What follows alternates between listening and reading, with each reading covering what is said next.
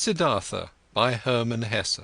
Translated by Günter Olsch, Anke Dreyer, Amy Coulter, Stefan Langer and Semyon Chichenets. Chapter 6. With the Childlike People. Siddhartha went to Kamaswami the merchant. He was directed into a rich house. Servants led him between precious carpets into a chamber where he awaited the master of the house. Kamaswami entered, a swiftly, smoothly moving man with very grey hair, with very intelligent, cautious eyes, with a greedy mouth. Politely, the host and the guest greeted one another.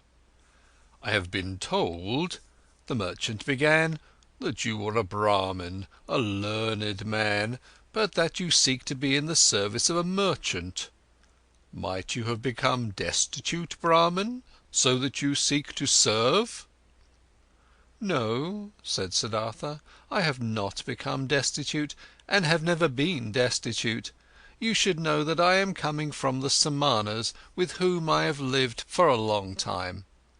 "If you're coming from the Samanas, how could you be anything but destitute? Aren't the Samanas entirely without possessions?" "I am without possessions," said Siddhartha, "if this is what you mean. Surely I am without possessions, but I am so voluntarily, and therefore I am not destitute." "But what are you planning to live of, being without possessions?" "I haven't thought of this yet, sir. For more than 3 years I have been without possessions, and have never thought of what I should live." "So you've lived of the possessions of others?" "Presumably this is how it is. After all, a merchant also lives of what other people own." "Well said. But he wouldn't take anything from another person for nothing. He would give his merchandise in return." "So it seems to be, indeed. Everyone takes, everyone gives. Such is life." "But if you don't mind me asking, being without possessions, what would you like to give?" "Everyone gives what he has. A warrior gives strength.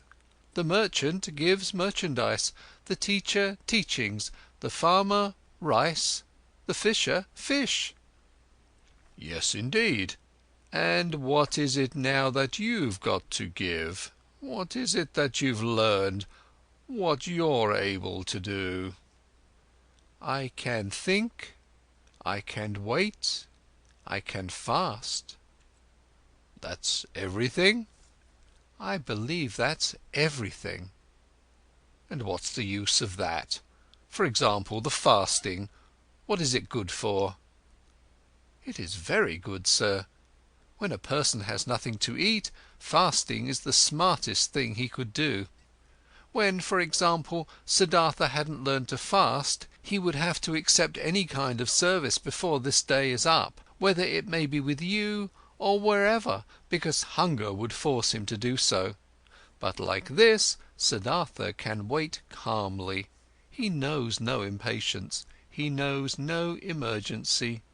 For a long time he can allow hunger to besiege him, and can laugh about it. This, sir, is what fasting is good for."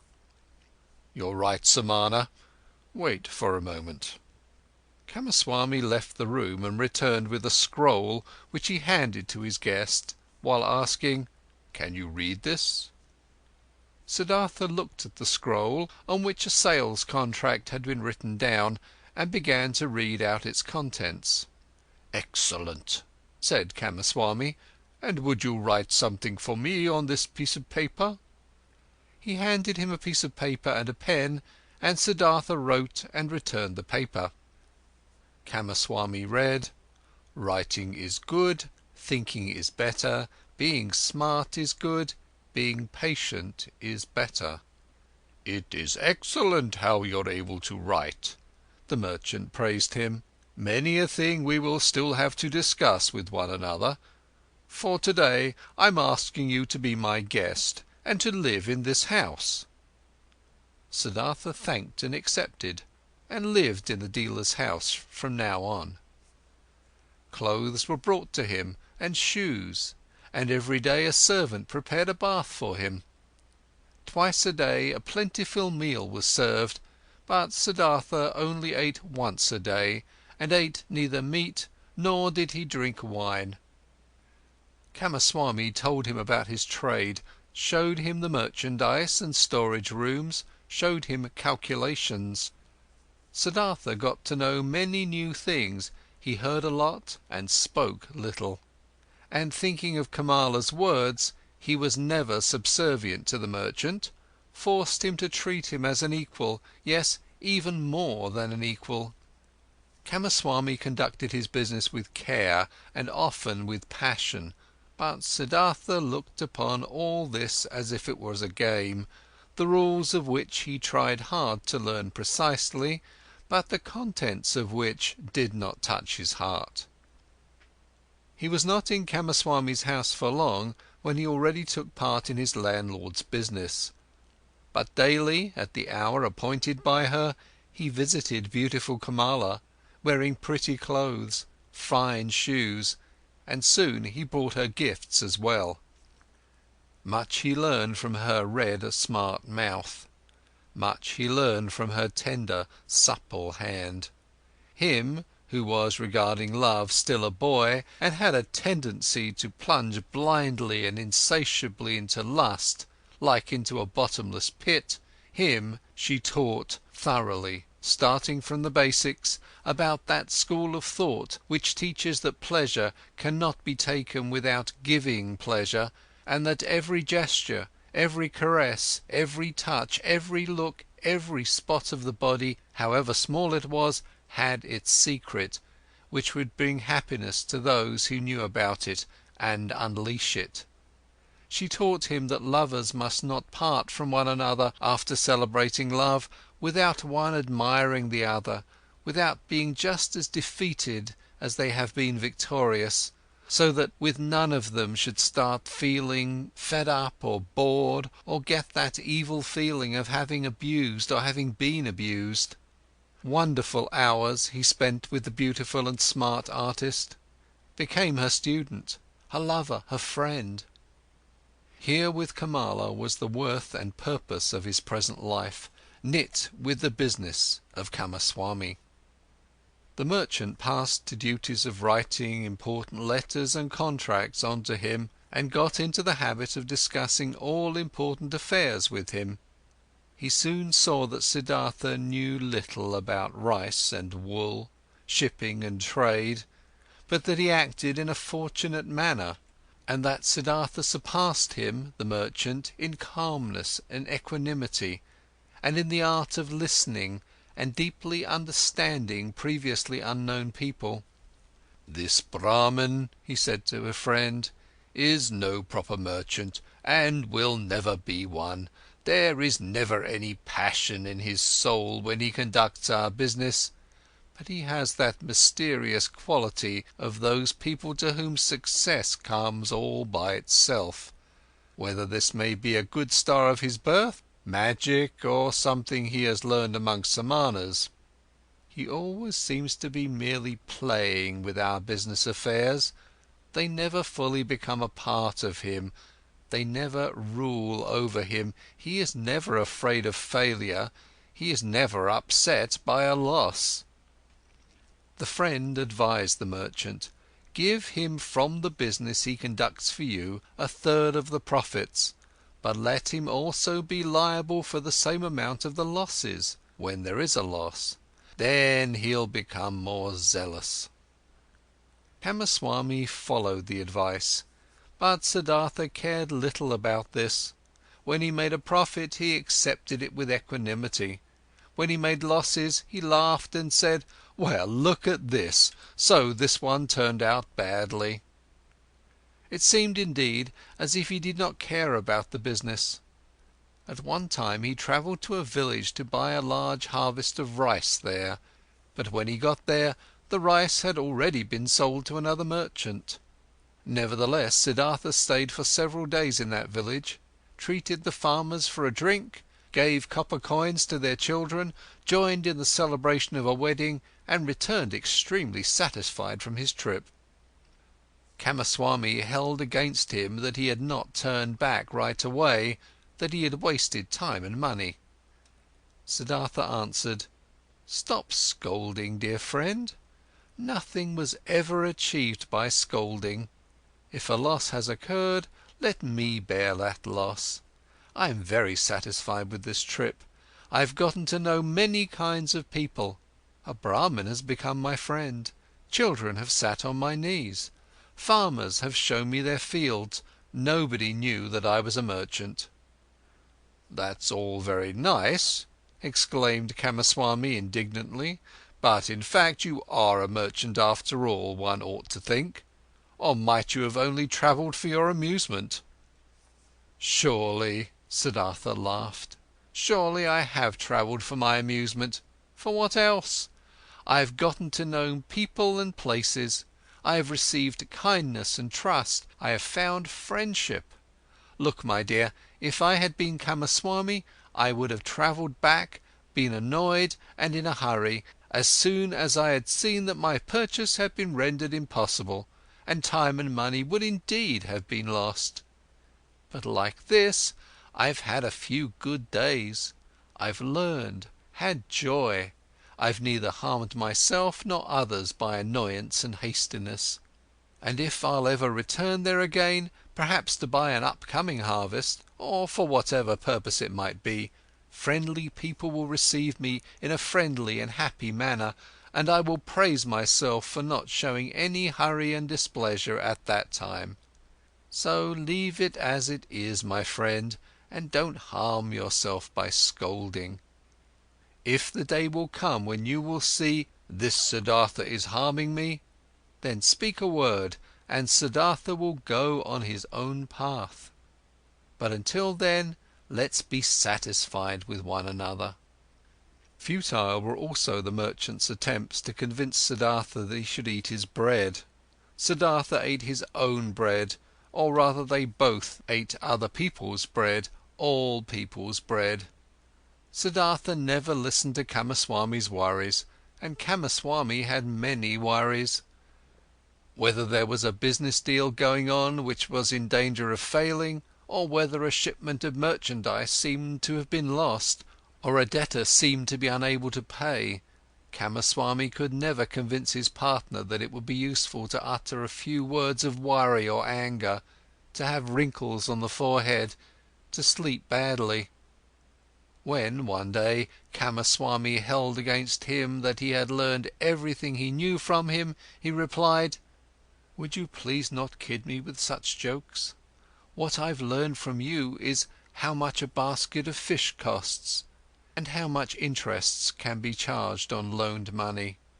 These are your areas of expertise. I haven't learned to think from you, my dear Kamaswami. You ought to be the one seeking to learn from me." Indeed, his soul was not with the trade. The business was good enough to provide him with the money for Kamala, and it earned him much more than he needed. Besides, from this, Siddhartha's interest and curiosity was only concerned with the people, whose businesses, crafts, worries, pleasures, and acts of foolishness used to be as alien and distant to him as the moon.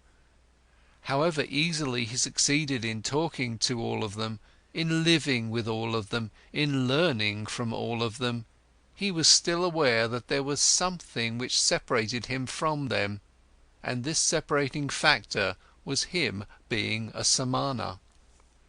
He saw mankind going through life in a childlike or animal-like manner, which he loved and also despised at the same time. He saw them toiling, saw them suffering and becoming grey for the sake of things which seemed to him entirely unworthy of this price, for money, for little pleasures, for being slightly honoured. He saw them scolding and insulting each other, he saw them complaining about a pain at which a Samana would only smile, and suffering because of deprivations which a Samana would not feel. He was open to everything these people brought his way. Welcome was the merchant who offered him linen for sale. Welcome was the debtor who sought another loan. Welcome was the beggar who told him for 1 hour the story of his poverty, and who was not half as poor as any given Samana. He did not treat the rich foreign merchant any different than the servant who shaved him, and the street vendor whom he let cheat him out of some small change when buying bananas. When Kamaswami came to him to complain about his worries or to reproach him concerning his business, he listened curiously and happily, was puzzled by him, tried to understand him, consented that he was a little bit right, only as much as he considered indispensable, and turned away from him towards the next person who would ask for him. And there were many who came to him, many to do business with him, many to cheat him, many to draw some secret out of him, many to appeal to his sympathy, many to get his advice. He gave advice, he pitied, he made gifts, he let them cheat him a bit, and this entire game and the passion with which all people played this game occupied his thoughts just as much as the gods and Brahmans used to occupy them. At times he felt deep in his chest a dying, quiet voice which admonished him quietly, lamented quietly, he hardly perceived it. And then for an hour he became aware of the strange life he was leading, of him doing lots of things which were only a game, of though being happy and feeling joy at times, real life still passing him by and not touching him. As a ball player plays with his balls, he played with his business deals, with the people around him, watched them, found amusement in them. With his heart, with the source of his being, he was not with them. The source ran somewhere, far away from him, ran and ran invisibly, had nothing to do with his life any more. And at several times he suddenly became scared on account of such thoughts, and wished that he would also be gifted with the ability to participate in all of this childlike, naive occupations of the daytime with passion and with his heart, really to live, really to act, really to enjoy and to live, instead of just standing by as a spectator. But again and again he came back to beautiful Kamala, learned the art of love, practiced the cult of lust, in which more than anything else giving and taking becomes one, chatted with her, learned from her, gave her advice, received advice. She understood him better than Govinda used to understand him, she was more similar to him. Once he said to her, "You are like me, you are different from most people, you are Kamala, nothing else, and inside you there is a peace and refuge to which you can go at every hour of the day and be at home at yourself, as I can also do. Few people have this, and yet all could have it." "Not all people are smart," said Kamala. "No," said Siddhartha, "that's not the reason why. Kamaswami is just as smart as I, and still has no refuge in himself. Others have it who are small children with respect to their mind. Most people, Kamala, are like a falling leaf, which is blown and is turning around through the air and wavers and tumbles to the ground. But others, a few, are like stars. They go on a fixed course, no wind reaches them, in themselves they have their law and their course. Among all the learned men and Samanas, of which I knew many, there was one of this kind, a perfected one. I'll never be able to forget him. It is that Gautama, the exalted one, who is spreading that teachings. Thousands of followers are listening to his teachings every day, follow his instructions every hour. But they are all falling leaves. Not in themselves they have teachings and a law." Kamala looked at him with a smile. "Again you're talking about him," she said. "Again you're having a Samana's thoughts." Siddhartha said nothing, and they played the game of love, one of the 30 or 40 different games Kamala knew. Her body was flexible like that of a jaguar and like the bow of a hunter. He, who had learned from her how to make love, was knowledgeable of many forms of lust, many secrets. For a long time she played with Siddhartha, enticed him, rejected him, forced him, embraced him, enjoyed his masterful skills, until he was defeated and rested exhausted by her side. The courtesan bent over him, took a long look at his face, at his eyes which had grown tired. "You are the best lover," she said thoughtfully, "I ever saw. You're stronger than others, more supple, more willing. You've learned my art well, Siddhartha. At some time, when I'll be older, I'll want to bear your child. And yet, my dear, you've remained a Samana. And yet you do not love me, you love nobody. Isn't it so?" "It might very well be so," Siddhartha said tiredly. "I am like you. You also do not love. How else could you practice love as a craft? Perhaps people of our kind can't love. The childlike people can. That's their secret." End of chapter 6.